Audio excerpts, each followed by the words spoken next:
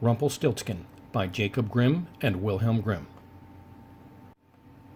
There once was a poor miller who had a beautiful daughter, and one day, having to go speak with the king, he said, in order to make himself appear of consequence, that he had a daughter who could spin straw into gold. The king was very fond of gold, and thought to himself, "That is an art which would please me very well." And so he said to the miller, "If your daughter is so very clever, bring her to the castle in the morning, and I will put her to the proof." As soon as she arrived, the king led her into a chamber which was full of straw, and, giving her a wheel and a reel, he said, "Now set yourself to work, and if you have not spun this straw into gold by an early hour tomorrow, you must die." With these words he shut the room door and left the maiden alone. There she sat for a long time, thinking how to save her life, for she understood nothing of the art whereby straw might be spun into gold, and her perplexity increased more and more, till at last she began to weep. All at once the door opened, and in stepped a little man, who said, "Good evening, fair maiden. Why do you weep so sore?" "Ah," she replied, "I must spin this straw into gold, and I am sure I do not know how." The little man asked, "What will you give me if I spin it for you?" "My necklace," said the maiden.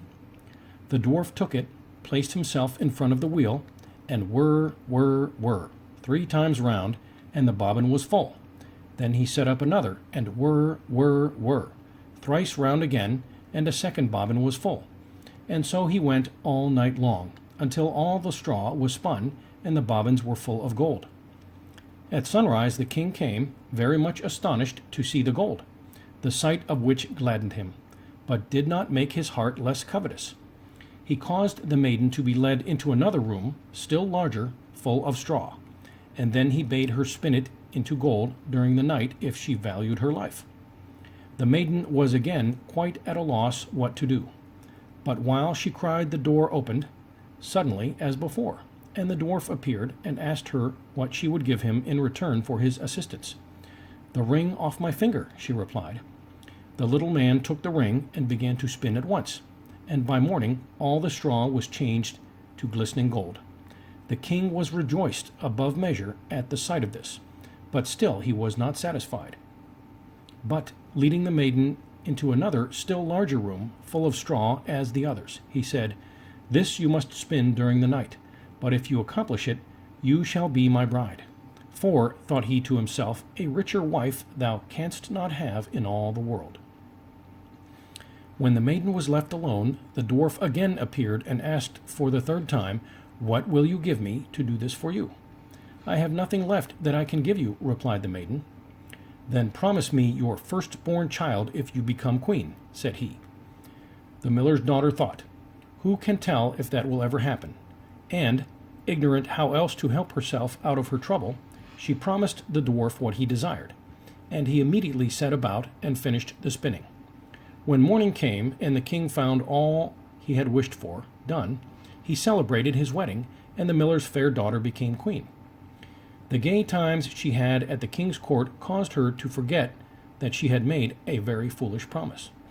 About a year after the marriage, when she had ceased to think about the little dwarf, she brought a fine child into the world, and suddenly, soon after its birth, the very man appeared and demanded what she had promised. The frightened queen offered him all the riches of the kingdom if he would leave her her child, but the dwarf answered, "No. Something human is dearer to me than all the wealth of the world." The queen began to weep and groan so much that the dwarf pitied her and said, "I will leave you 3 days to consider. If you in that time discover my name, you shall keep your child." All night long the queen racked her brains for all the names she could think of, and sent a messenger through the country to collect far and wide any new names. The following morning came the dwarf, and she began with Caspar, Melchior, Balthazar, and all the odd names she knew. But at each the little man exclaimed, "That is not my name." The second day the queen inquired of all her people for uncommon and curious names, and called the dwarf Ribs of Beef, Sheepshank, Whalebone. But at each he said, "This is not my name." The third day the messenger came back and said, "I have not found a single name, But as I came to a high mountain near the edge of a forest, where foxes and hares say good night to each other, I saw there a little house, and before the door a fire was burning. And round this fire a very curious little man was dancing on one leg and shouting, "Today I stew, and then I'll bake. Tomorrow I shall the queen's child take. Ah, how famous it is that nobody knows that my name is Rumpelstiltskin." When the queen heard this, she was very glad, for now she knew the name, and soon after the dwarf, and asked, "Now, my lady queen, what is my name?" First she said, "Are you called Conrad?" "No." "Are you called Hal?" "No." "Are you called Rumpelstiltskin?" "A witch has told you! A witch has told you!" shrieked the little man, and stamped his right foot so hard in the ground with rage that he could not draw it out again. Then he took hold of his left leg with both his hands, and pulled away so hard that his right leg came off in the struggle, and he hopped away howling terribly. And from that day to this the queen has heard no more of her troublesome visitor. The end.